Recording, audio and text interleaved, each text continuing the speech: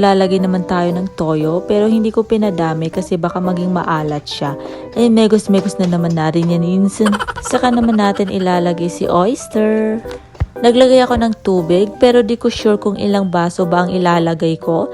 Iniisip ko kasi pag maliit lang na tubig na ilalagay ko, paano naman mapapalambot ang kalabasa, sitaw at talong yan kung maliit ang tubig. After kong magdagdag ng tubig, nilagay ko na ang sibuyas na dahon. Pinakuluhan ko lang ng konti at saka ko na nilagay ang kalabasa. Isusunod na rin natin ilalagay ang talong. Ilalagay na rin natin ang sitaw. Ilagay na natin si okra. Papakuluan na natin to hanggang sa lumambot na ang mga gulay. Ayan, kumulo na siya. Ilalagay na natin si sibuyas dahon. Sa huli ko na nilagay si repolyo kasi madali naman siyang lumambot. Dito ko na napansin guys na naparami pala ang lagay ko ng tubig at na-realize ko na parang